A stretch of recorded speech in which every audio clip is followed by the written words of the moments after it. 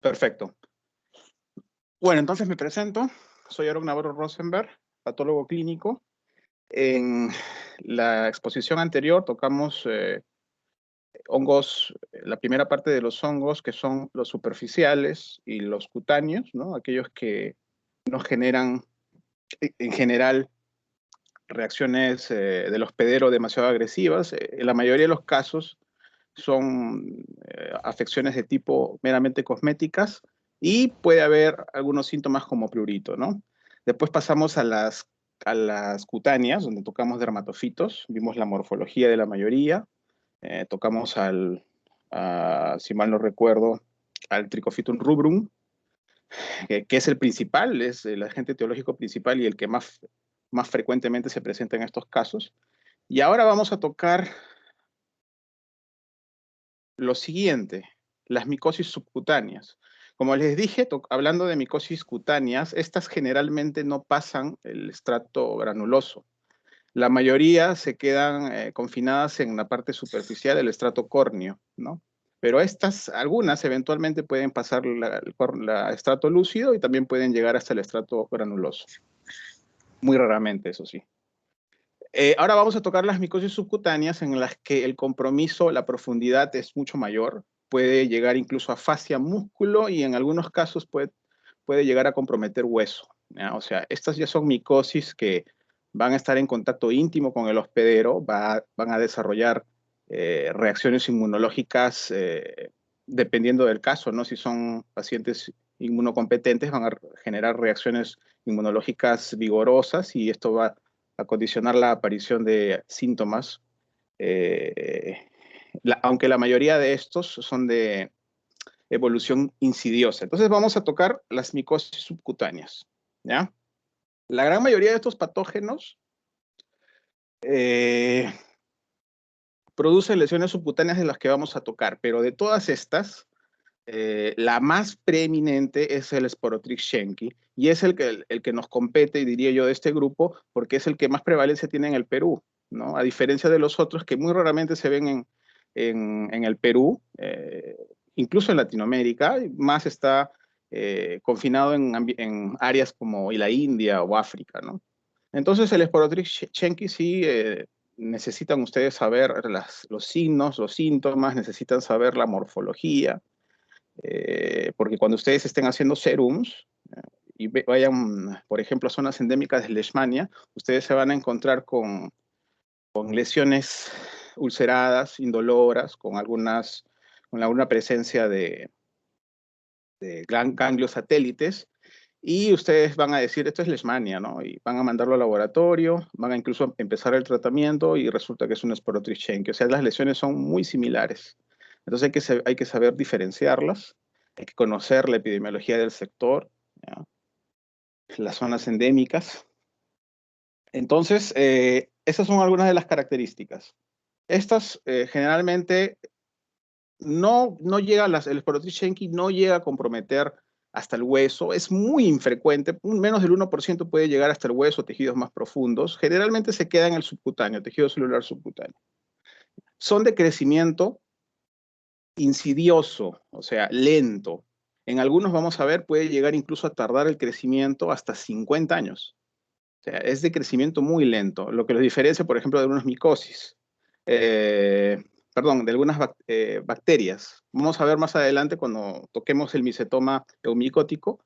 Vamos a ver, por ejemplo, lo que lo diferencia de los micetomas actinomicóticos, ya que son de origen bacteriano. Como dije, estos son de evolución crónica e insidiosa y generalmente abarca los siguientes grupos, ¿ya? El Sporotrix schenki, que produce la esporotricosis linfocutánea, la cromoblastomicosis, ¿ya? El micetoma eumicótico y la cigomicosis subcutánea, ¿ya? La cigomicosis subcutánea, también conocida como entomoftoromicosis subcutánea. Ese es el nombre un poco más largo, ¿ya? Aquí está el cuadro. Acá pueden ver, según la clasificación que les planteé, que las micosis superficiales y las micosis cutáneas generalmente están limitadas solamente a la epidermis, mientras que en las subcutáneas ya hay invasión de dermis y tejidos más profundos. Tocamos los dermatofitos, que corresponden a la categoría de micosis cutáneas, ¿no? Y vamos a comenzar ahora con este, que es la cromoblastomicosis, ¿no? De los géneros Fonsecae y Filiáfora. Vamos a tocarlo más. E incluso acá hay algunas micosis oportunistas que son de compromiso subcutáneo, pero que sin embargo se les ha categorizado como micosis oportunista por su característica o por su condición de proliferar más en pacientes con una inmunodeficiencia o algún inmunocompromiso, ¿no? Entonces, por eso es que están considerados dentro de las micosis oportunistas. Como vimos en la exposición anterior, la gran mayoría de hongos son de naturaleza oportunistas. Un pequeño grupo tiene algunos factores de virulencia que les dan la propiedad de ser patógenos primarios, como estos de acá, ¿no? Las micosis endémicas, el criptococo, dentro de las oportunistas, el criptococo tiene características de patógeno primario, ¿no? Entre otros. Entonces vamos a empezar con las micosis subcutáneas. Ese es el tema de hoy, ¿ya? Entonces empezamos con Tris-Chenki, que produce la esporoticosis linfocutánea. Esta es una enfermedad muy particular por cuanto está ocasionado por un hongo dimórfico. Hablamos de los hongos dimórficos en la clase anterior y logramos dilucidar que en este tipo de hongos existe un polimorfismo que depende de la temperatura. Es decir, si están en zonas ambientales, en temperatura ambiental, adquieren una forma mohosa, una forma micelial, mientras que en temperaturas más altas, en temperaturas fisiológicas, adquieren una forma esferular o levaduriforme, ¿no? Esa es la característica. El Sporotris-Chenki también es un hongo dimórfico, es decir, tiene esta característica de adquirir dos formas dependiendo de la temperatura del entorno, ¿ya? O sea, es dimórfico, tiene una forma micelial y una forma levaduriforme. Estas levaduras pueden llegar a presentarse en diversos tamaños, pueden llegar hasta 10 micras, o sea, es relativamente un poco más grande que la cándida. Y cuando nosotros hacemos el diagnóstico, cosa que es bastante raro al hacer el estudio anatomopatológico, vamos a encontrarnos que al momento de hacer el análisis microscópico, generalmente no se ven levaduras, pese a que la levadura es una fase tisular, ¿no? Porque está a temperatura de ambiente. Entonces, pese a eso, no se ven generalmente levaduras a nivel del estudio histopatológico. Sin embargo, en las ocasiones en las que sí se ve, se puede evidenciar una levadura en forma de puro. Vamos a verlo ahorita. ¿Sí ahí? ¿No? No es un tubo germinal, ¿no? ¿Ya? Es una célula en forma de puro. ¿Ya? Esa es la característica. Como les digo, es raro encontrar células levaduriformes en los estudios anatomopatológicos en el caso de la Sporotris-Chenki, pero si lo hubiera, es esta la morfología característica de la forma levaduriforme o esferular. ¿Ya? Ahora, la forma micelial tiene una característica también relevante para hacer la diferenciación con otros géneros. Fíjense, esta es la fase micelial porque está lleno de hifas, y dijimos en la primera clase que las hifas, al momento de formar un tapiz, ¿no? Se le conoce como micelio. Estas hifas tienen unos conidios terminales que están dispuestos u organizados en forma de, les dicen pétalos de margarita. Le parece una margarita. Así es como se le conoce y ese es un signo exclusivo del Sporotris-Chenki en su forma micelial, ¿ya? O sea, temperatura de ambiente. Correcto, entonces tenemos hasta ahora dos signos. El signo de puro, la levadura en forma de puro, y la disposición de estos conidios en una forma de pétalos de margarita.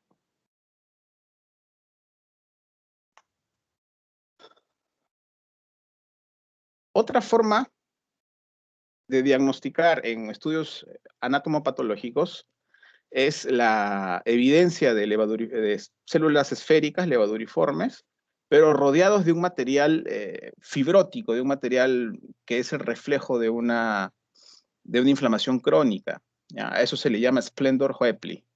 ¿Ya? Se les dice material de Splendor-Hoepli, que no es privativo de este tipo de micosis, se pueden ver en otras micosis, pero la disposición, es decir, este material unido a la levadura que vemos en el centro, esta disposición es conocido como cuerpo asteroide. La disposición, no el material, es la que da el diagnóstico en la esporotricosis. ¿Ya? O sea, diagnóstico de esporotricosis, cuerpo asteroide. ¿Ya?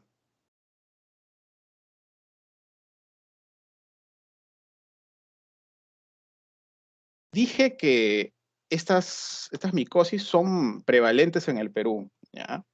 Generalmente está asociado o está considerado como una enfermedad de tipo profesional, una exposición profesional, porque está más asociado a aquellos agricultores o personal que está en contacto directo con plantas, vegetales en descomposición, en fin, que es donde se desarrolla este hongo. Entonces, al momento de haber contactos traumáticos percutáneos, puede originarse el paso de este hongo y su desarrollo. Es decir, estos no son contagiosos, sino que es necesario un traumatismo previo para el paso del hongo hasta el tejido celular subcutáneo. Ya, esto es importante. De todos estos hongos que vamos a hablar ahora, estos subcutáneos, la gran mayoría obedece a este tipo de transmisión, o sea, de traumatismos percutáneos. ¿Ya? Salvo uno por ahí que es secundario a inhalación de esporas, ya lo vamos a ver más adelante, no se preocupen, pero la gran mayoría obedece a estas leyes de transmisión percutánea, ¿ya? Traumática. Micelial. Vamos entonces a la cromoblastomicosis.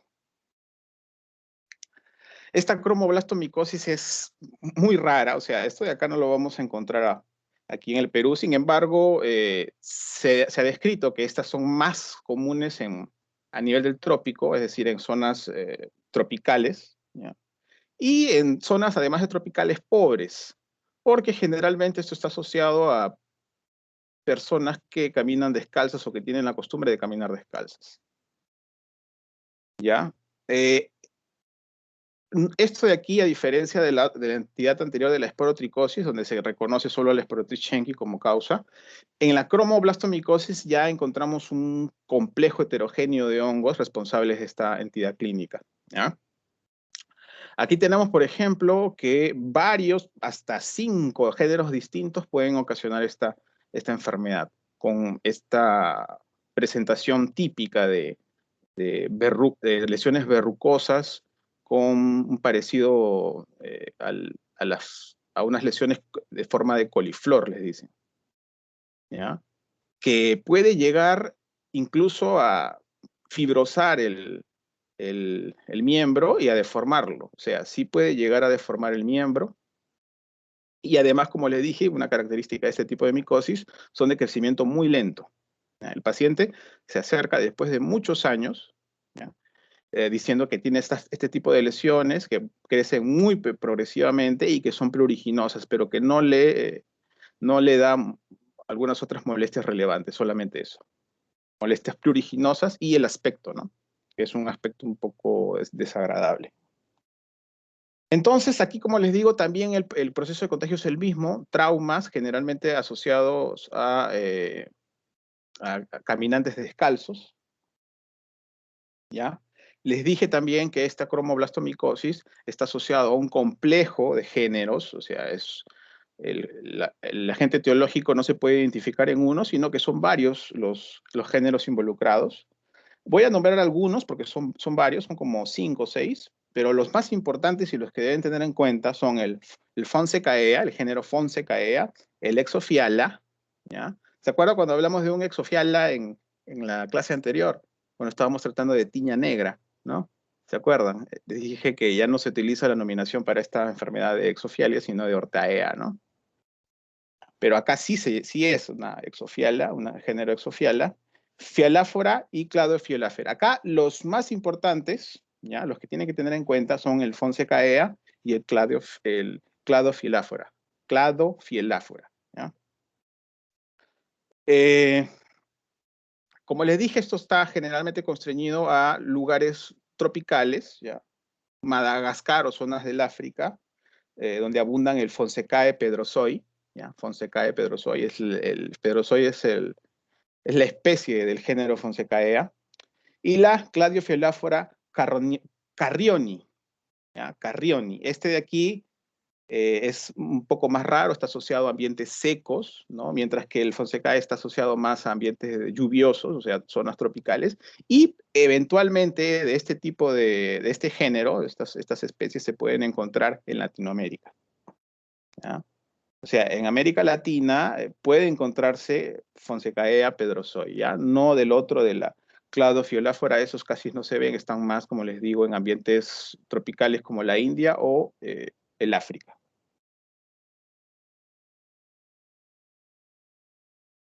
¿Cómo hago el diagnóstico?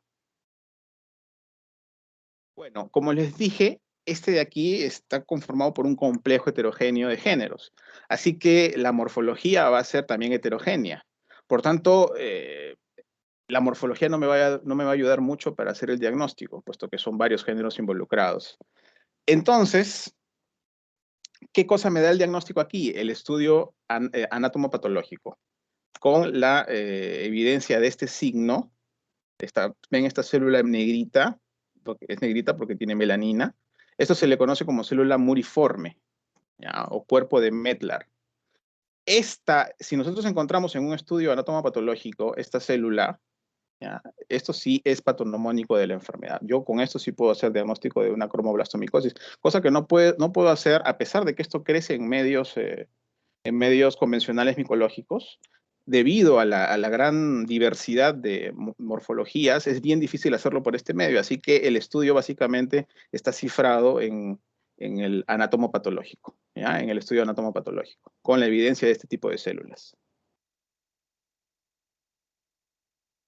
Muy bien, esos son los cromoblastomicosis y nos vamos al micetoma eumicótico, ¿ya? ¿Por qué le dicen micetoma eumicótico? Para hacer la diferencia con el micetoma de tipo actinomicótico, que es un micetoma falso, digamos, porque este es un micetoma con hongos verdaderos. A qué me refiero con esto? ¿Se acuerdan cuando hablamos en la primera clase, hicimos una introducción y conversamos sobre la organización genómica? Y dijimos que muchos de estos microorganismos que ostentan características morfológicas muy parecidas y por tanto han sido clasificados dentro de los taxones de los hongos, al momento de hacer pruebas debido al avance vertiginoso de la ciencia, resulta que estos sí tienen características morfológicas similares a las de los hongos, pero según la organización genómica es más homólogo a otro tipo de microorganismos como los protistas o las bacterias, ¿ya?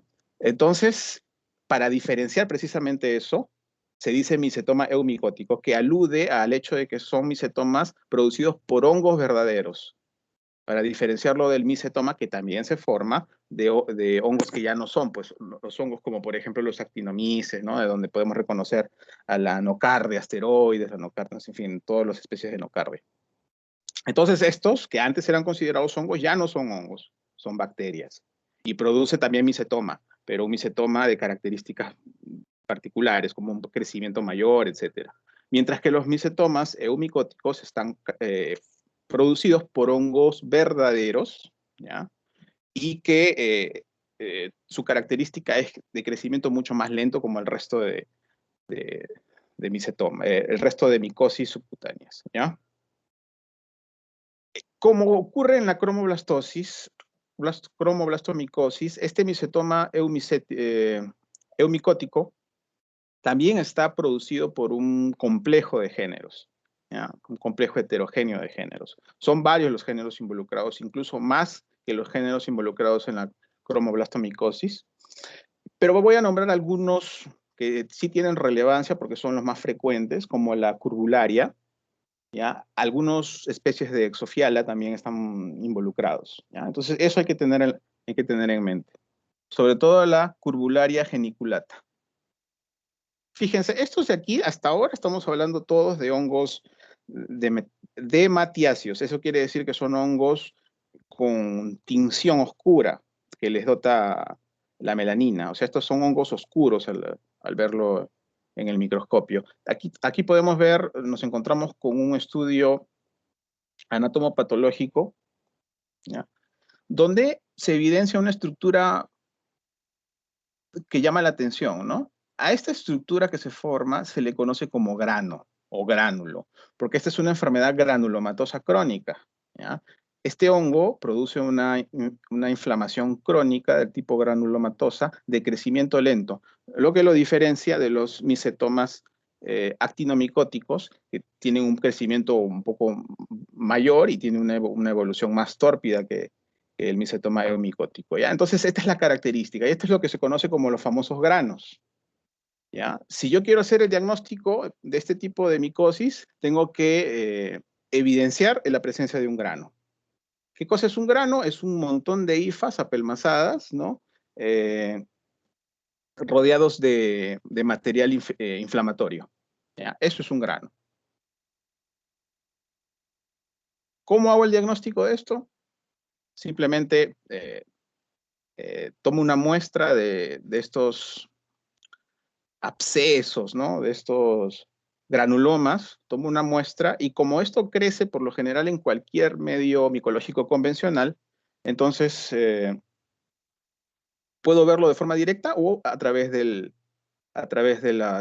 crecimiento en estos medios micológicos, ¿no?, en estos medios de cultivo.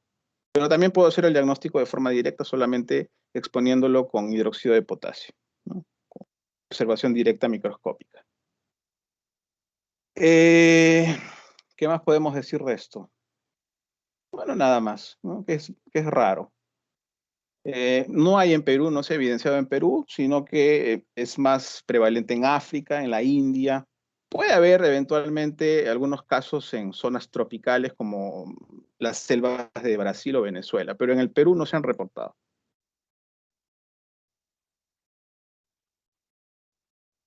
Pasamos a la entomoftoromicosis, ¿ya? Otra micosis rara, pero también subcutánea de estos de aquí, como les digo, la mayoría de estas micosis no lo van a ver. La única que sí es posible que vean es la de la Sporotrichенqui, la esporotricosis. Estas no las van a ver, ¿ya? Así que tómenlo como cultura general. Esta entomoftoromicosis es un tipo de mucormicosis, ¿ya? Las mucormicosis están producidas por dos órdenes bien identificadas. Las entomoftorales, le dicen, la orden entomoftorales, de la entomoftoromicosis, y la orden mucorales, donde podemos encontrar o reconocer a dos agentes importantes, que es el Rhizopus y el mucor, ¿ya? Entonces, todos estos agentes producen las mucormicosis. Las entomoftoromicosis es un orden involucrado en la aparición de mucormicosis. ¿Qué géneros encontramos en esta micosis? Encontramos dos, a diferencia de los otros, donde es un complejo heterogéneo, ¿no? Aquí encontramos solo dos géneros importantes. El Conidiobolus coronatus y el Basidiobólus ranarum, cada uno con particularidades clínicas, ¿no?, y de forma de transmisión. Hablemos del Conidiobolus coronatus. El Conidiobolus coronatus es un hongo, ¿ya?, que afecta sobre todo el área facial. Fíjense aquí. También conocido como cigomicosis, porque afecta generalmente esta área cigomática, ¿no? También se le conoce como cigomicosis subcutánea, ¿ya? Y el tipo de transmisión difiere del resto de micosis subcutáneas, porque aquí es por inhalación de esporas, ¿ya? Entonces, la Conidiobolus coronatus ingresa al huésped a través de la inhalación de estas esporas, pero no llegan hasta el pulmón, sino que se quedan afectando estas áreas subcutáneas de la nariz, de las senos paranasales y del tejido subcutáneo de la piel de aquí facial, ¿no?, la que está más expuesta. Puede llegar incluso a los labios. Y esto tenemos que diferenciarlo del otro género, que es el Basidiobólus ranarum, que generalmente afecta a poblaciones pediátricas.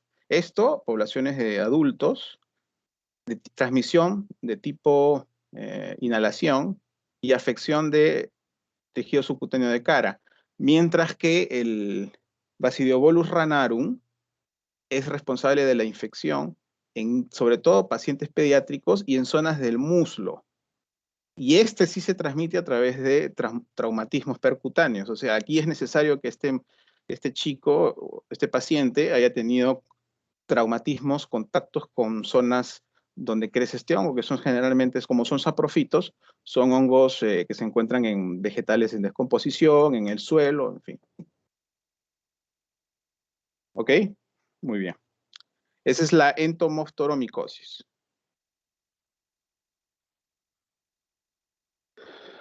Muy bien. Fíjense aquí, se puede llegar a evidenciar estos hongos a través de hifas rodeadas también por un halo de material de Splendor Hoepli. Como les dije, el material de Splendor Hoepli no es privativo, no es patonomónico de ninguna infección, sino que simplemente evidencia que hay inflamación crónica. ¿Ya? Entonces aquí se pueden ver hifas en este corte anatomopatológico, hifas rodeadas por este material inflamatorio. ¿Ya?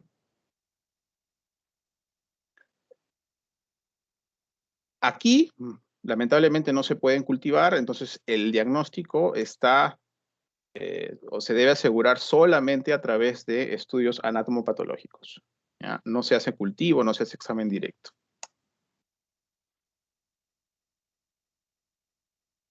Las feoifomicosis le dicen feoifomicosis porque tienen una tinción, ¿no? Como les digo, la mayoría de estos hongos son de tipo dematiáceos, o sea, que tienen una tinción intrínseca, que es un color negro, generalmente asociado con melanina. Ese de aquí, algunos géneros de este tipo de enfermedad pueden ser patógenos primarios. ¿Ya? ¿Qué quiere decir esto? Que algunos pueden tener algunas características de factores de virulencia que sí les da la capacidad de infectar sujetos con sistema inmune indemne, ¿no? Sujetos sanos. Pero la gran mayoría son oportunistas. Por eso es que estos feoifomicosis están caracterizados o están considerados dentro de las micosis oportunistas.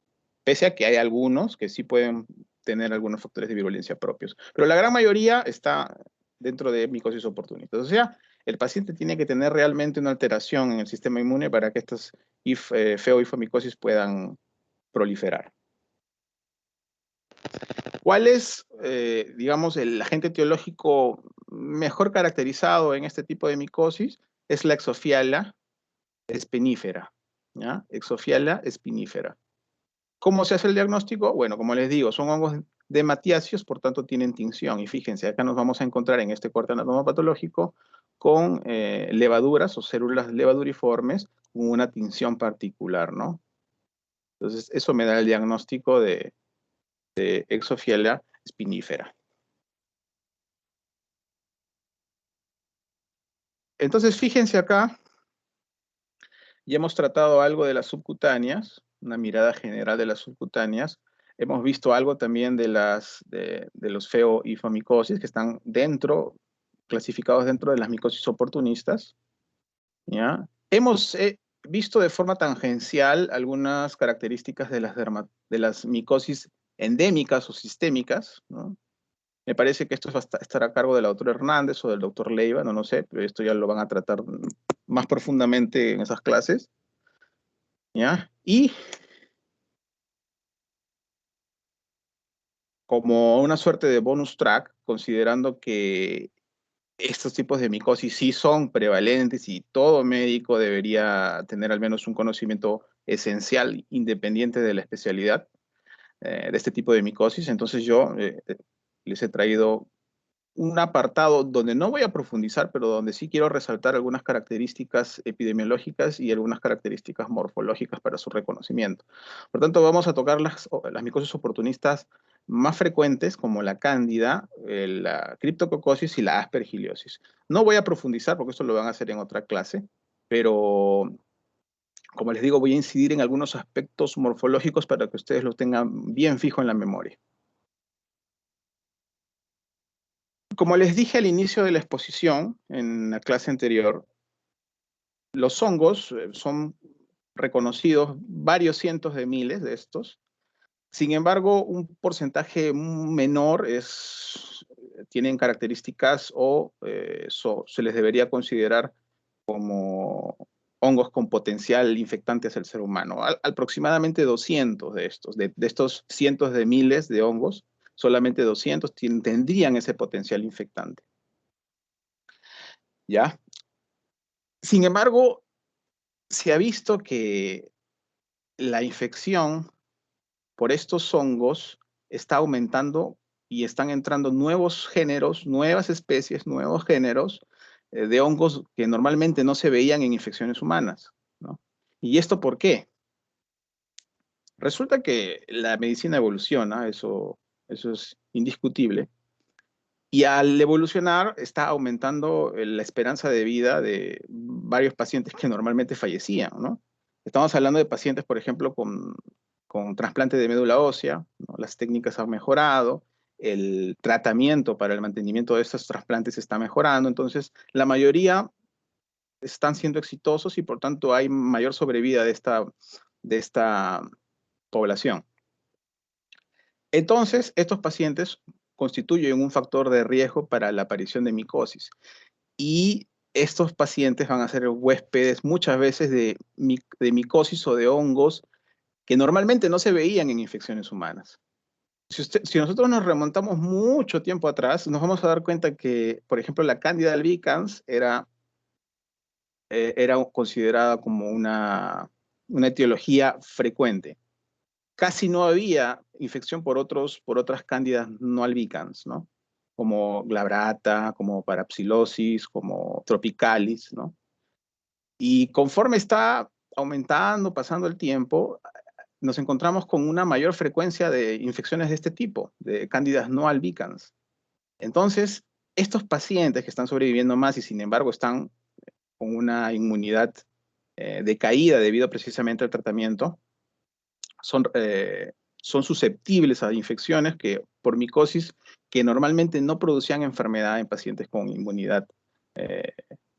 inmunidad indemne. Entonces, este número de 200 va a ir aumentando y de hecho está aumentando. Se están reconociendo nuevos géneros, nuevas especies de hongos que normalmente no infectaban a seres humanos. ¿Ya? Entonces tenemos factores de riesgo, receptores de trasplantes de médula ósea, de órganos sólidos, los pacientes VIH que están viviendo más por el tratamiento exitoso, los pacientes con neoplasias, con cualquier tipo de neoplasias que están sometidos a quimioterapia. Entonces, estos pacientes son susceptibles a infecciones debido a que, por cuestiones del tratamiento, su inmunidad está decaída. Normalmente, las cándidas, independientemente de la especie, las cándida SP, tiene un abanico, un espectro bastante variado de presentaciones clínicas. Puede ir, en el caso del albicans, desde infecciones meramente mucocutáneas o cutáneas, ¿ya? Como el muguet, hasta infecciones severísimas, como el caso de las fungemias, ¿no? Como causa de una infección septicémica. O sea, hay pacientes que pueden hacer una septicemia por fungemia, o sea, por hongos, en el caso de la cándida, ¿no? Necesariamente no puede ser albicans, o sea, es la más frecuente, sí, pero pueden ser algunas otras cándidas no albicans las responsables de esto.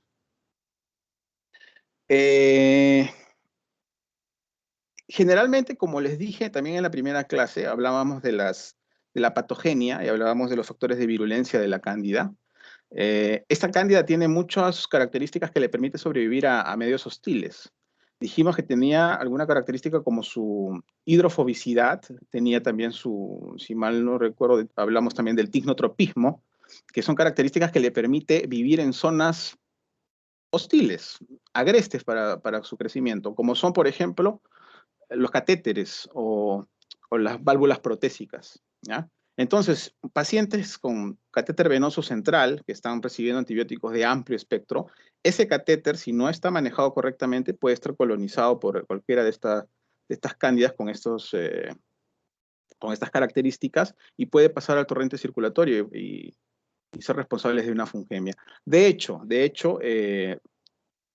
existe una estadística donde septicemias, enfermedades o infecciones septicémicas derivadas de catéter, las cándidas constituyen el tercer lugar. El primer lugar tenemos a la bacteria, a los estafilococos coagulasas negativos, más o menos el 30% hace. En el segundo lugar está el enterococo, ¿ya? Y en tercer lugar tenemos a la cándida con un 11% por ahí. O sea, está en el tercer lugar de responsabilidad en la aparición de enfermedades septicémicas asociadas a catéter. O sea, es una frecuencia nada desdeñable, ¿no? Entonces hay que tener en cuenta esto. Muy bien.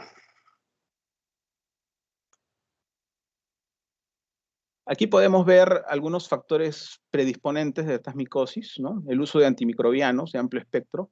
Dijimos que estos antimicrobianos lo que producían era una depresión, destrucción total de las bacterias colonizantes en el tubo digestivo y aumentos de nicho de crecimiento para las cándidas, ¿no? Porque las cándidas también constituyen colonizadores del tubo digestivo.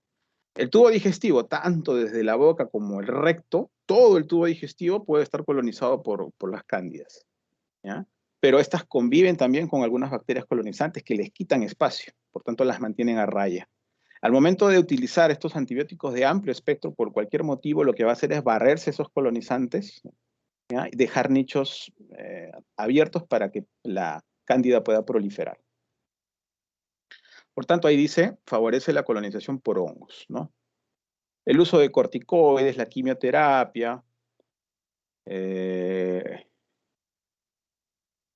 uso de catéteres, la nutrición parenteral contaminada, las neutropenias, las cirugías a través precisamente de estos accesos venosos, generalmente cirugías grandes o quemaduras extensas los pacientes están bastante comprometidos y necesitan un acceso venoso, ¿no? Ventilación asistida, en fin, VIH, edades extremas.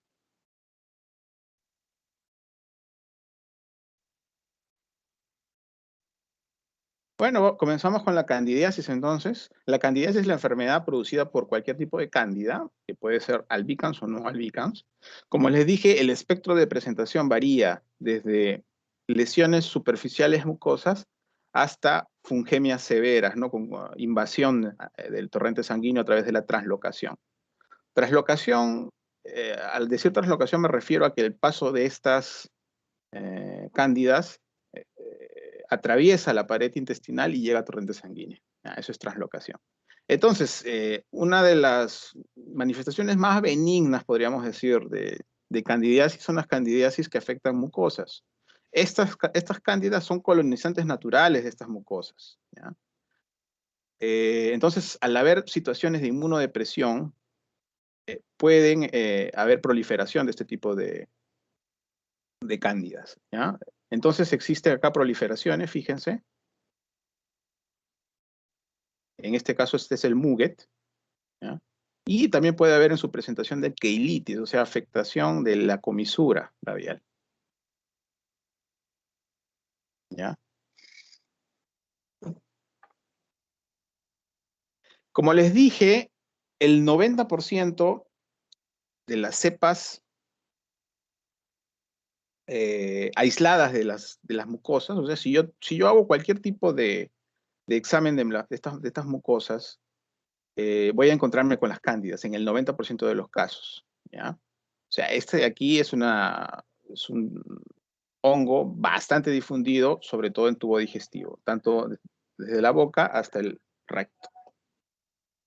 Sin embargo, si yo hago un estudio en infecciones septicémicas, me voy a encontrar con una sorpresa, que la frecuencia baja hasta de un 40 a un 70%.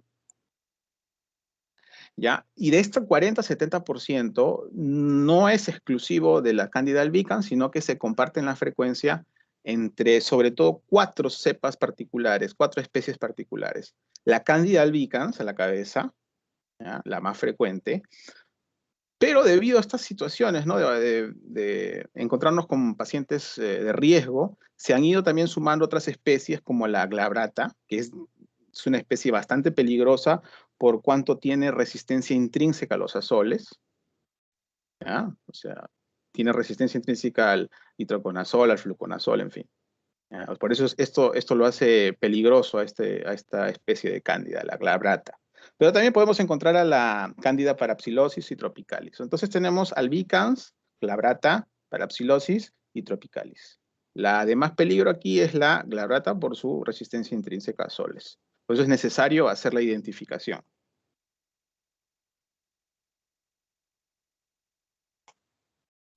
Miren, ahí tenemos algunas imágenes que nos permiten reconocer estructuras propias de la Candida albicans, ¿ya? Es necesario hacer la identificación por especie, o sea, no nos podemos quedar únicamente en la descripción a través de microscopía directa, ¿ya? Porque muchas veces en microscopía directa, a través del análisis directo de la muestra clínica, no se logran apreciar absolutamente todas las estructuras. ¿Ya? No hay clamidoconidias, las blastoconidias son, puede haber, puede no haber, generalmente solo se ven en formas de levadura y pseudohifas, nada más. ¿Ya? Hablamos de qué cosa era una pseudohifa, ¿no? Una pseudohifa no es una hifa verdadera, porque una pseudohifa solamente resulta que es la elongación de una de las células hijas de una célula progenitora o de una levadura progenitora. Simplemente es una célula elongadita, no es una hifa verdadera. Entonces, veo por ejemplo, es una imagen microscópica directa, solamente tratada la muestra clínica con hidróxido de potasio. Aquí, fíjense, se logra ver las clamidoconidias, que son esas estructuras con paredes gruesas, ¿ya? Se logra ver las pseudohifas. Generalmente esto no ocurre, es necesario hacer un cultivo previo antes de ver todas estas estructuras, y para este cultivo se utiliza un agar especial, que es el agar de harina de maíz. Entonces, fíjense acá, se logran evidenciar algunas blastoconidias, las clamidioconidias y las pseudohifas, nada más. Y algunas levaduras, ¿no? Levaduras ahí independientes. Generalmente nosotros nos vamos a encontrar con levaduras nada más, a secas. Entonces eso, la muestra, tenemos que llevarlo a medios micológicos convencionales. A Saburó, por ejemplo, en este caso, hacemos el sembrado en un medio convencional de Saburó.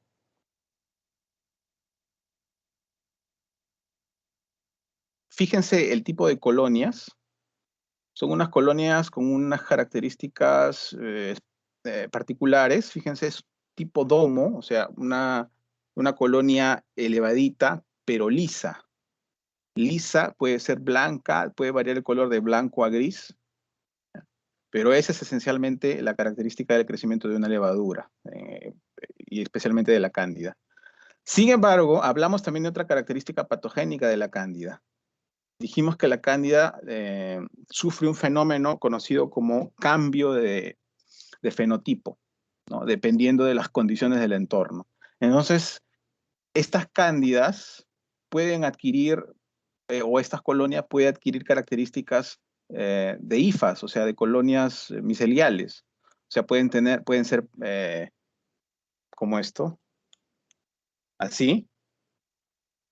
Y eso responde a que esta cándida tiene esa característica de cambio de fenotipo. Entonces, esta cándida cambiará el fenotipo para adaptarse al medio donde se encuentre.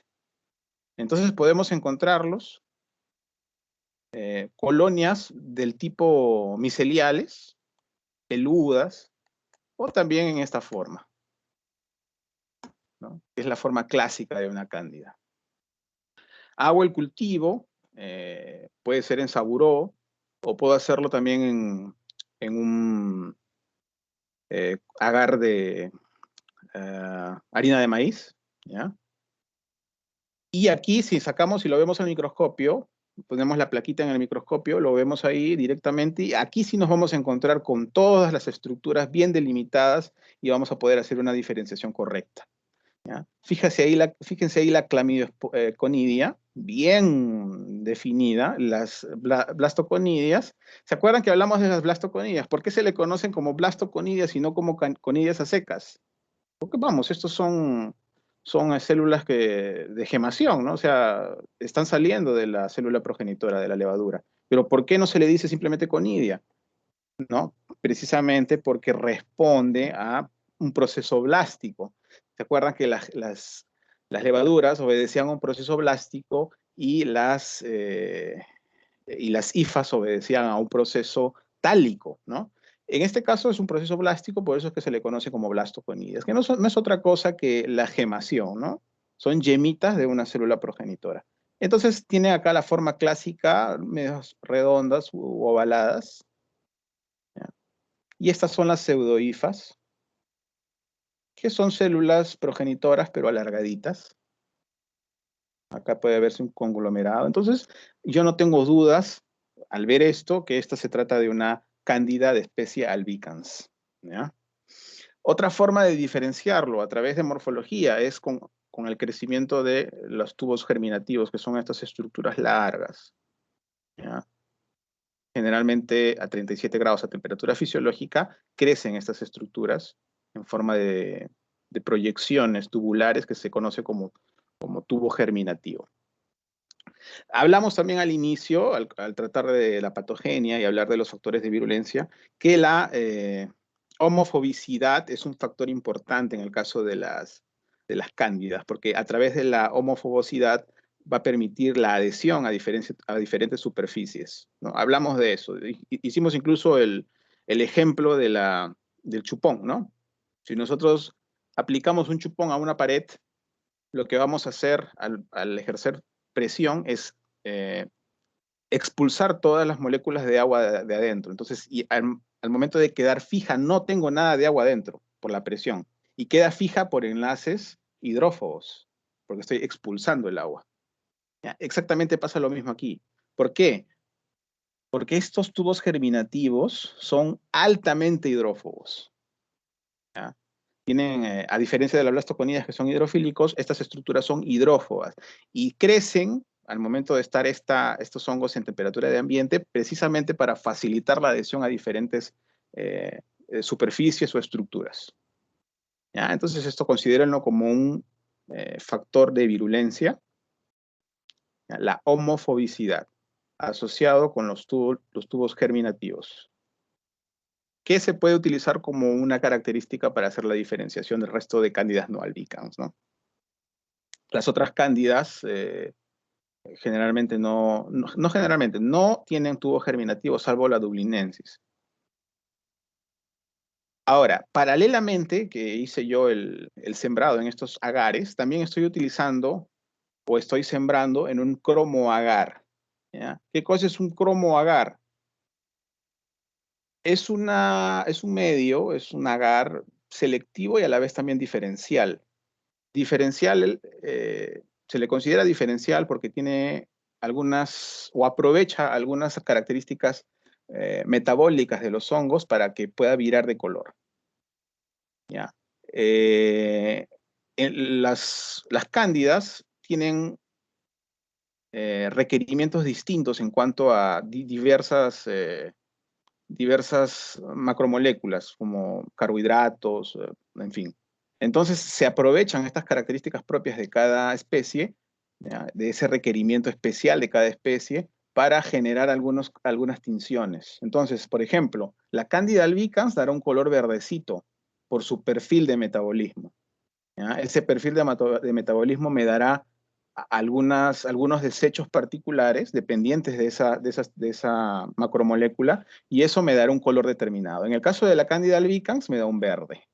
En el caso de la Candida krusei me dará un moradito. En el caso de la Candida tropicalis me dará un azulito, ¿no? Tengan en cuenta que tanto Parapsilosis como Candida tropicalis en Latinoamérica es frecuente, así que hay que tenerlo en cuenta, ¿ya? En los hospitales es muy común encontrarnos con Candida tropicalis, ¿ya? Entonces es una especie que hay que tener en cuenta. Entonces hice, como digo, además de la diferenciación morfológica, hice paralelamente el sembrado en este cromoagar. Entonces, si en el cromagar me sale verdecito y además veo estas estructuras en el agar de harina de maíz y además estuvo germinativo positivo, no hay dudas de que esta es una Candida albicans, ¿ya? Bueno, acá hay algunas características morfológicas de otras especies de Cándida, ¿ya? Pueden ver ahí la tropicalis, la glabrata. Fíjense las características de la glabrata. La Cándida glabrata, que tiene una particularidad de las que les mencioné, o sea, es resistente intrínseco a los azoles, tiene otra característica también bastante diferencial del resto de especies, y es que no desarrollan hifas ni pseudohifas, solamente se le encuentra en fase levaduriforme, fíjense ahí. O sea, hago el sembrado y solamente voy a encontrar levaduras. No me voy a encontrar con pseudohifas, no me voy a encontrar con blastoconidios bien delimitados, ¿no? Como en el caso de los blastoconidios de la Candida albicans, que son redonditos o ovalados, de la tropicalis, que son así un poco elongaditos, ¿no? Aquí no me voy a encontrar con ningún tipo de pseudohifa, sino que simplemente levadura, ¿ya?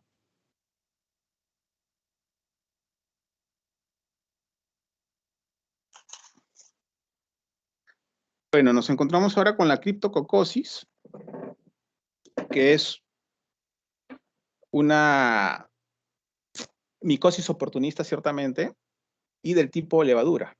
Ya vimos el principal, que es la cándida, que es una micosis levaduriforme, muy frecuente. En segundo término nos encontramos con la criptococosis.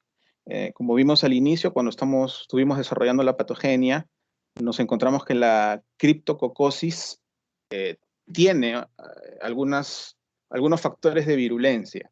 Por ejemplo, hablamos de la melanina, que le confería una carga negativa notable a la pared, y esto provocaba una dificultad al momento de la opsonización, tanto con complemento como con anticuerpos. Y además el hecho de tener una prominente pared polisacárida le daba otra característica, y era que al momento de ser fagocitado y hacer la presentación antigénica para la polarización de la célula T efectora, encontrábamos que debido a esta prominente pared, había problemas al momento de hacer la exposición del antígeno. ¿Ya? O sea, durante el procesamiento del péptido había problemas debido a la presencia de esta pared, que puede llegar hasta 5 veces el tamaño de la levadura. O sea, es una pared bastante gruesa, ¿ya? Al momento de hacer el estudio con tinta china, ahí se puede ver el halo, y también se encuentran células en gemación con una base estrecha, ¿no? Entonces, este de aquí corresponde a la pared polisacárida, ¿ya? Factor de virulencia además de la melanina, que también, además de dotarla de cargas negativas, ayudaba al neurotropismo, ¿no? Este criptococo del pulmón pasaba al cerebro debido a la presencia de melanina en su estructura. ¿Cuántas especies reconocemos en las criptococosis? Bueno, las criptococosis son producidas por dos especies bien definidas, como son la Cryptococcus neoformans y la GATI, ¿ya? Producen casi los mismos síntomas, producen una enfermedad cerebromeningia, pero generalmente la GATI es menos virulenta. Sin embargo, está asociada con mayores secuelas, o sea, secuelas más graves. Entonces, el Cryptococcus neoformans puede dar una enfermedad aguda más severa que la GATI, pero la GATI me viene generalmente con formaciones granulomatosas como a manera de secuela. Entonces, las secuelas son más comunes en la infección por Cryptococcus GATI. Y la transmisión difiere entre ambos. El Cryptococcus neoformans, como ustedes saben, está asociado con suelos generalmente abonados con heces de pájaro. Esto de acá conforma el sustrato ideal para el establecimiento de la Cryptococcus neoformans, mientras que en el Cryptococcus gatti utiliza el árbol de eucalipto como vector. Es aquí donde sobrevive, ¿ya? en el en el árbol de eucalipto. Entonces, la forma de transmisión es distinta, ¿ya? Los síntomas son muy parecidos, pero difieren generalmente en la intensidad de la fase aguda y en la intensidad también de las secuelas. La longitud de sus levaduras pueden variar entre 2 a 20 micras, ¿ya? Son mucho más grandes definitivamente que la cándida. La cándida está entre 3 y 5, o sea, estas son levaduras grandes, ¿ya? Esto es un estudio en tinta china en líquido cefalorraquídeo, ¿ya? Esto me permite diferenciar bien el halo que deja la pared polisacárida. A ver, ya. Dijimos también que había géneros que normalmente no estaban asociados con enfermedades sistémicas, como por ejemplo la malacesia furfur, que es el agente etiológico de la pitiriasis versicolor y que lo vimos en la primera clase. Sin embargo, esta tiene potencial de invadir en organismos con sistemas inmunes comprometidos, ¿ya? ¿Qué nos llevaría a sospechar en esta micosis levaduriforme, ¿ya? Tienen un paciente con factores de riesgo, un paciente con, en fin, trasplantado de médula, trasplantado de órgano sólido, en fin, paciente de VIH, que hace una infección, una fungemia, ¿ya? Por lo que se le saca sus hemocultivos y resulta que al quinto o séptimo día hay crecimiento de levaduras, ¿ya? Lo vemos, sacamos de ahí, lo vemos al microscopio y evidentemente nos encontramos con levaduras. Eh, Esta foto es una microscopía electrónica, así que nos muestran detalles que no se ven en una observación directa. Fíjense aquí el collarín que se forma en la base de la yema, ¿no? Esa es una característica no evidenciable en un examen directo. En el examen directo solo me voy a topar con levaduras, nada más. Entonces, bueno, son levaduras, tengo que cultivarlas para saber qué levaduras son. Utilizo un medio, ¿no? Saburó. Utilizo mi saburó y no hay crecimiento. Pasan 5, 10, 20, 30 días, no hay crecimiento de ningún tipo. Entonces, ante esta circunstancia, yo debo sospechar en una malacesia. ¿Por qué? Ustedes saben que las malacesias necesitan una fuente de ácidos grasos. Así que mientras no hay aceite de oliva, que es lo que se utiliza como fuente de ácidos grasos en cultivos necesarios para el crecimiento de malacesia, no va a haber crecimiento, pues. ¿Ya? Entonces, esta es la presentación típica de una malacesia invasiva en un paciente inmunocomprometido, ¿ya? Aquí estaría jugando el rol de hongo oportunista, ¿ya? Nos encontramos ahora con las aspergiliosis, ¿ya? Estas aspergiliosis son un abanico también amplio, un espectro amplio de infecciones asociadas al género Aspergillus.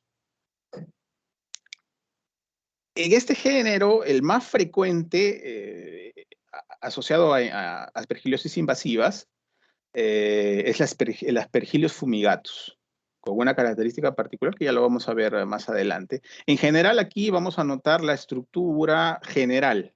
O sea, es necesario que nosotros reconozcamos al examen el conidióforo, cuál es el ángulo de emergencia de la IFA. Normalmente es un ángulo agudo de 45 grados. Nos encontramos aquí entre el conidióforo y la vesícula un área importante que se llama la estipe, la vesícula, que tiene diferentes formas, las fiálides, que son organelas o estructuras conidiogénicas, o sea, a partir de estas fiálides empieza la emergencia de los conidios, que al final va a terminar yendo a formar otras estructuras aspergiliares, ¿no? Estas son en la forma sexual. Puede haber casos en los que en las fiálides exista una estructura intermedia llamada métula, lo que haría una estructura o una cabeza conidial uniseriada, la convertiría en biseriada. Eso quiere decir que las estructuras que tienen una métula, una estructura intermedia, se le conocen como estructuras biseriadas. Y esto nos permite hacer la diferenciación entre diferentes especies de Aspergillus, ¿ya? Entonces reconocemos, si bien es cierto, hay muchas especies de Aspergillus, hasta 19, 20, reconocemos solo 4 que tienen relevancia clínica, ¿ya? El Fumigatus, que es el más frecuente, pero también podemos tener al Flavus, al Níger y al Terrius. El Terrius es el más importante en términos de peligrosidad, porque este es un hongo también que tiene resistencia intrínseca a algunos antimicóticos, lo vamos a ver más adelante. Primero quiero que se queden con esto en la memoria de la estructura de la cabeza conidial, ¿ya? Según esas características nos va a permitir hacer la diferenciación de diferentes especies de aspergillos. Entonces, aquí nos encontramos con el Aspergillus fumigatus. Fíjense en las colonias, ¿no? Hago la siembra en un agar saburó, pero sin ciclohexidima, acuérdense. La cicloheximida es una sustancia que me permite inhibir el crecimiento de otros organismos no deseados, pero que tiene potencial de inhibición sobre diferentes géneros. Uno de ellos es el Aspergillus, ¿no? Y el otro, ¿se acuerdan? Trichosporum, ¿no? Entonces, si quiero yo, tengo la sospecha clínica y pienso que voy a aislar cualquiera de estos dos hongos o estos géneros, debo tener cuidado al momento de usar la cicloheximida, ¿ya?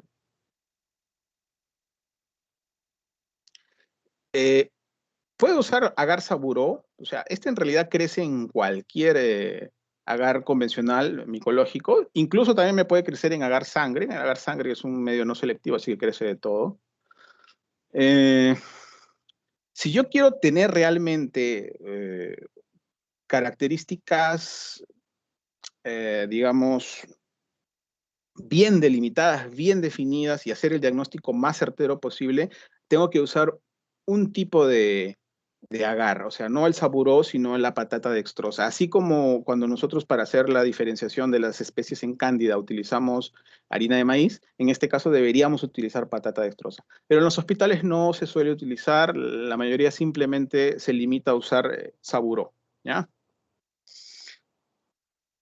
A ver, entonces, ¿qué características tiene el fumigatus, que es el más frecuente, el más frecuente agente etiológico que van a encontrar en enfermedades aspergillarias invasivas? Fíjense, aquí, verdecitos, ¿no? Con características velludas, con colonias velludas, lo que le diferencia del crecimiento de las levaduras, ¿no?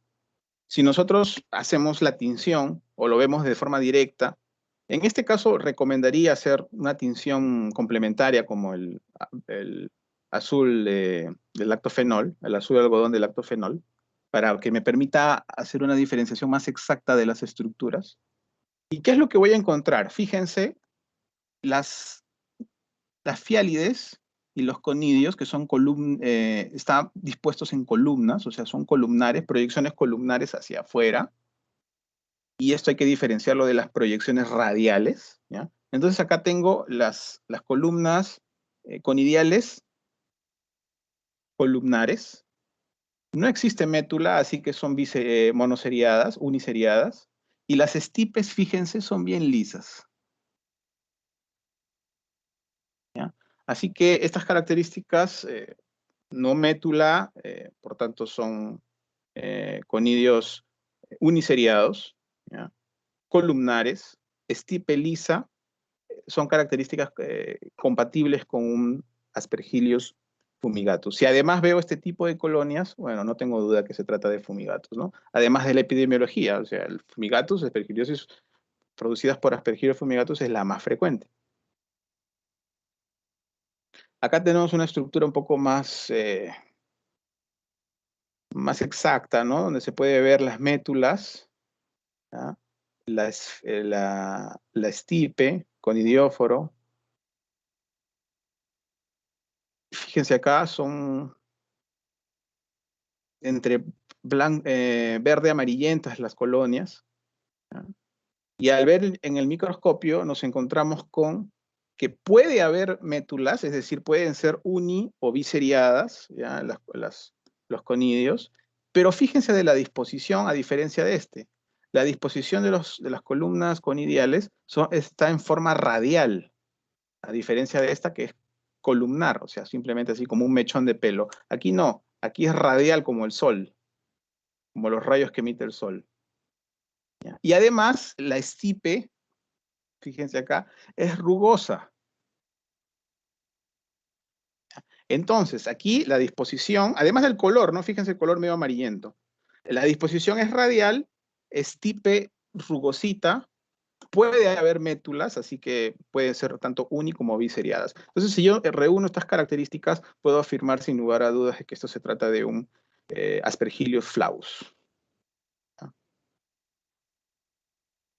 Este es el peligroso y el que deberíamos tener en consideración, puesto que tiene resistencia intrínseca a la anfotericina B, que es un antimicótico de amplio espectro. Entonces, normalmente, si nos encontramos con esta aspergiliosis producida por Aspergillus terrus, el paciente no responde a anfotericina y vamos a tener que utilizar voriconazol, ¿ya? ¿Cuál es la característica de este hongo? Bueno, la estipe es lisa, fíjense, estipe lisa, ¿ya? Acá pueden ver la métula, así que estoy hablando de conidios biseriados, ¿ya? Y columnares, a semejanza del fumigatus. Y esto lo diferencia del flavus, ¿no? Que es radial. Aquí es columnar. Entonces, aquí estamos hablando de un terrus, ¿no? Como su nombre lo indica, terrius, ¿ya? Entonces, ¿cuál va a ser la característica? ¿Cuál va a ser el color más llamativo en la placa de cultivo? Un color terroso, pues, de tierra. Por eso se le llama terrius. Y por último tenemos al níger. ¿Cuál será el color de su colonia? Negro, pues. ¿Ya? Encontramos una estipe vean las paredes, son paredes gruesas, son bien gruesas. La disposición conidial es radial. Son biseriadas, es decir, hay presencia de métula. ¿Ya? Y el color es característico, pues. El color es negro. Ahora entramos en las mucormicosis, también micosis consideradas dentro del gran grupo de los hongos oportunistas, que son la mayoría.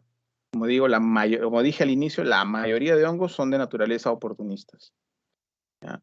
También dije al inicio que las mucormicosis están producidas por dos órdenes importantes. ¿Ya? La orden entomoftorales, que producía la entomoftoromycosis producido por el orden entomoftorales, ¿ya? Son nombres raros, que tenía dos géneros importantes. ¿Se acuerdan de que hablamos de los Conidiobolus y de los Basidiobolus, ¿no? De cara y en el niño, compromiso del muslo.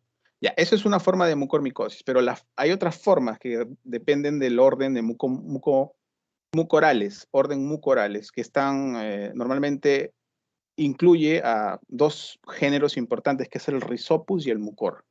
¿Ya? En infecciones humanas, el agente etiológico más importante es el Rhizopus, ¿ya? El Rhizopus arrisus. Ese es el más importante.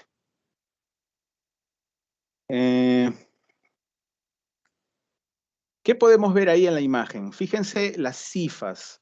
Las cifas no son tabicadas, son de tipo cenocíticas. Hablamos al inicio, en la primera clase, que las cifas cenocíticas son hifas multicelulares, pero sin límites bien establecidos, por tanto no había tabiques, ¿ya? No, que simplemente habían células, o sea, son multinucleares, pero no habían límites precisos, ¿ya? Entonces estas son hifas cenocíticas, no hay tabiques. También tenemos estas estructuras radiales, fíjense bien, que se llama rizoides. Y este es un signo típico, patronomónico de este tipo de micosis, ¿ya? Si yo me encuentro con el rizoides y además me encuentro con hifas cenocíticas y por añadidura tengo la presencia de un esporangioespora, una esporangioespora, que es esta estructura redondeada, ¿no? Que tiene bastantes esporas adentro. Entonces yo no tengo duda de que se trata de un hongo que pertenece al orden de Mucorales, al orden Mucorales. Entonces, es la característica tanto del Rhizopus como del mucor, ¿no?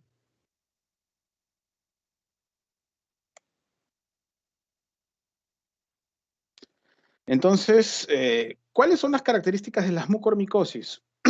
Las mucormicosis son de crecimiento muy rápido, o sea, estas pueden en cultivo crecer hasta en 12, 18 horas, o sea, eso me da una idea que este tipo de enfermedades son enfermedades agresivas y la mortalidad puede llegar incluso hasta el 70, 100%. Son enfermedades agresivas, de pronóstico ominoso, ¿ya? Por lo tanto, hay que tenerlas en cuenta. Como son consideradas micosis oportunistas, en consecuencia, estarán presentes en pacientes inmunocomprometidos, pues, ¿no? Pasamos a la siguiente categoría de la pseudomicosis. ¿Qué cosa es una pseudomicosis? Bueno, como su nombre lo indica, pseudomicosis. En esta categoría están incluidos muchos hongos que se encuentran en el limbo taxonómico. Aquel yo le llamo limbo taxonómico. Le llamo a la categoría que incluye a los hongos que no están del todo dilucidados y pertenecen al reino fungi o a otros reinos como el protista. O a las bacterias. No se conocen porque son de difícil cultivo, o sea, no crecen fácilmente en cultivos convencionales, ¿ya? Y en base o en arreglo a algunas características de la organización genómica, me puede decir, por ejemplo, que pertenece más al reino protista, en algunos casos, como en el Rhinosporidium, pese a que tiene morfológicamente características del micosis. Entonces, estos microorganismos, porque no puedo hablar si son hongos o si son protistas, todos estos microorganismos que tienen morfología micótica, pero que no está dilucidado del todo si sus características genómicas pertenecen a tal o cual grupo, están incluidas dentro de la categoría de pseudomicosis. ¿Ya? Es una definición que deben tener clara. Por tanto, si yo no puedo utilizar en la mayoría de los casos medios de cultivo convencionales, el diagnóstico estará cifrado único y exclusivamente en el estudio anatomopatológico, ¿ya? Me encuentro acá con la adiaspiromicosis, ¿ya? Estas son enfermedades rarísimas. Adiaspiromicosis pulmonar. Está producido por dos especies del género Enmontiae crescens y el parva. Enmontiae crescens y Enmontia parva, ¿ya? ¿Qué característica tiene? Bueno, tiene una característica que vale la pena mencionar y que es que en el estudio anatomopatológico nos encontramos con áreas de inflamación, con una fibrosis aumentada, ¿ya? Y son esporas enormes que pueden incluso superar el tamaño de las coccidioides imitis, de las posadaceae o incluso del Rhinosporidium severi, ¿ya? Que no sabemos si es un hongo, ¿no? Por eso está en este grupo, el Rhinosporidium severi. Aunque hay estudios donde develan que este más pertenece o su característica genómica estaría más hacia el lado del reino protista.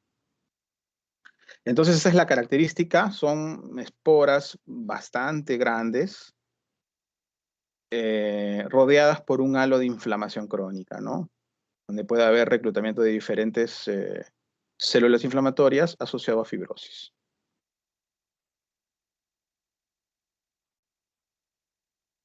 Esto de acá es, ya, esta es lo que se conoce como la casiosis, ¿ya?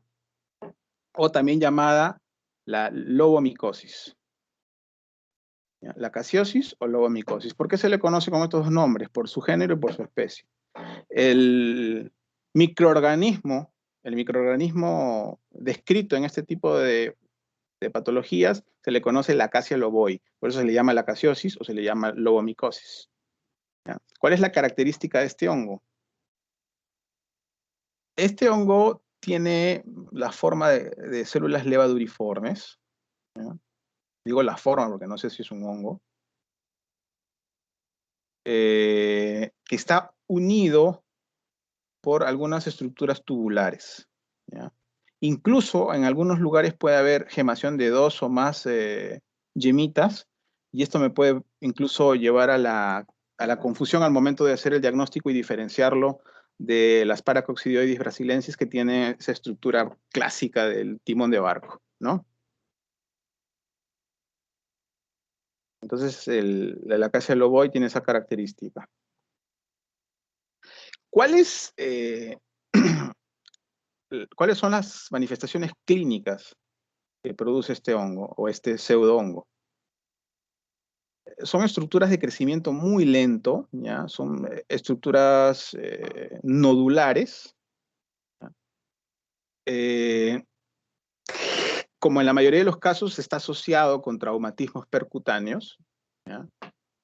Estos nódulos suelen crecer de forma muy lenta, tan lenta que pueden hacerse molestos, cosméticamente hablando, en el transcurso de 40 a 50 años. Entonces es una pseudomicosis de crecimiento muy retardado, muy lento, ¿ya? Las lesiones pueden ser similares a los queloides, ¿ya? Esos nódulos son muy similares a lo que deja la queloides.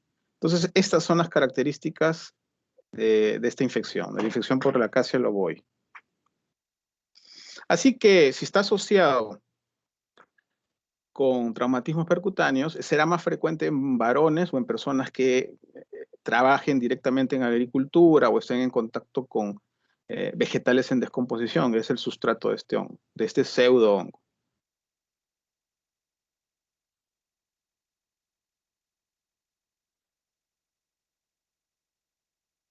Y por fin nos encontramos con el famoso Rhinosporidium severi.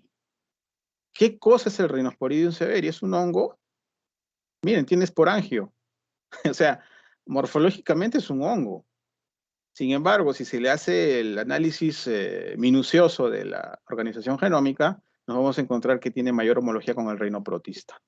Por eso es que digo que está en el limbo taxonómico. No se sabe si es un hongo, si es un protista, no se sabe. Entonces, lo consideramos como una pseudomicosis porque morfológicamente tiene las características de un hongo, pues, ¿no? Tiene esporangio, imagínense. O sea, el esporangio, acuérdense, es una estructura del orden mucorales, ¿no? Donde está el rhizopus y el mucor. Entonces, ¿qué caracteriza a las rinosporidiosis? Bueno, es una enfermedad granulomatosa como en la mayoría, es decir, hay infección o inflamación crónica. Estos son de crecimiento muy lentos como en la mayoría, ¿no? Acuérdense de todos casi son de crecimiento lento, excepto los mucores, el mucor, ¿no? Sobre todo el rhizopus o el mucor, pertenecientes a la orden mucorales, donde sí hay un crecimiento exponencial, agresivo, ¿no? Y la mortalidad es bastante alta. Entonces, esta es una enfermedad granulomatosa donde aparecen pólipos de crecimiento lento, ¿no? Generalmente en la nasofaringe, por eso es que tiene el nombre de rino, de nariz, pues, ¿no? Rhinosporidium. El diagnóstico es eminentemente anatomopatológico, ¿ya? Y si yo me encuentro con esta característica, este esporangio, además de, por supuesto, unirlo con las características clínicas, me va a llevar sin lugar a dudas al diagnóstico de una rinosporidiosis, pues, ¿no? Perfecto, eso es todo. No sé si hay alguna pregunta.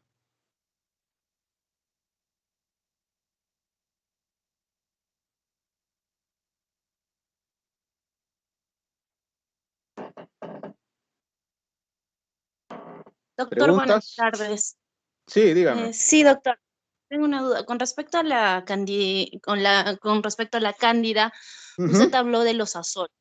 ¿Habrá Ujú. otro tratamiento alternativo que se conozca ahora diferentes a estos y que tenga también eficacia similar o Claro, o sea, parecida? si hace resistencia a los azoles, que son los medicamentos de generalmente primera elección, primero porque no tienen pocos efectos adversos, eso es lo bueno, ¿ya? Y tienen buen espectro en su opción. Si es que no, si por ejemplo tengo la cándida glabrata, que es la que tiene resistencia intrínseca a estos azoles, tengo que optar por medicamentos más agresivos, como es el caso de la anfotericina B. La anfotericina B es un medicamento antiquísimo que tiene demasiados efectos adversos.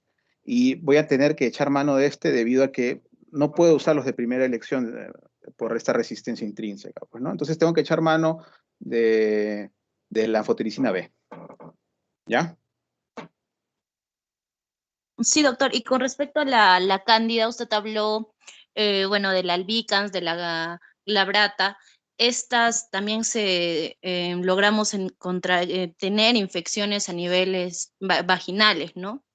Entonces, ¿cuáles serían las recomendaciones en general para darle buen tratamiento a ello, doctor? Muchas gracias y disculpe.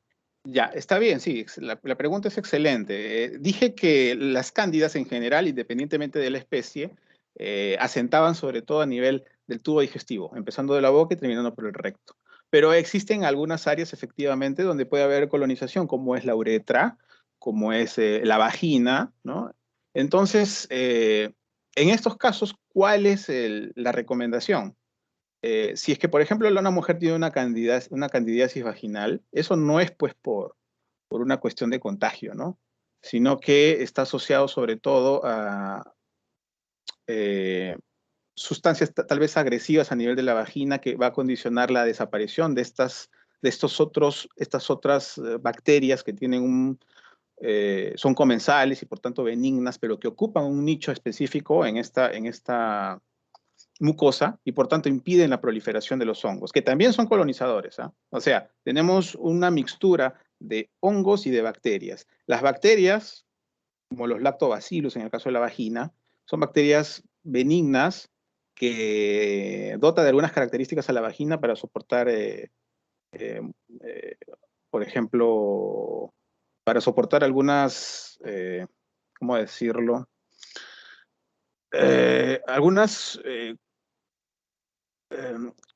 abrasivas, algo abrasivo, algo que puede dañar la mucosa. Entonces, para eso sirven los lactobacilos, ¿ya?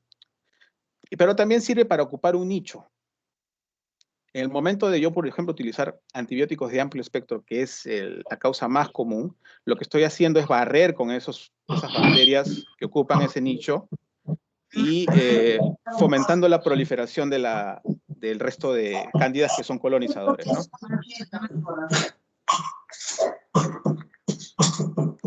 No sé si hay alguna otra pregunta o de repente no quedó claro.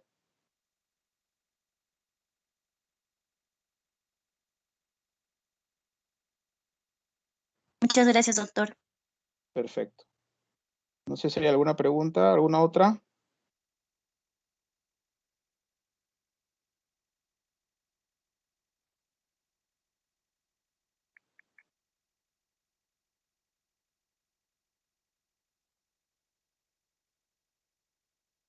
Este tema, ¿ya? A diferencia, por supuesto, de las micosis oportunistas, que es lo más común, eh, y también a diferencia del Sporotrichenki como etiología de una micosis subcutánea, el resto son muy infrecuentes, así que más se tocan por un afán meramente académico, ¿ya? Así que no se preocupen, incluso son nombres que ni yo puedo pronunciar, ¿ya? Porque jamás he visto esas micosis. De lo que sí les puedo hablar son de las cándidas, de las aspergiliosis, ¿no? Las criptococosis que sí se ven con frecuencia en los hospitales. Muy bien, chicos, no sé si hay alguna otra pregunta o ya damos por terminada la exposición.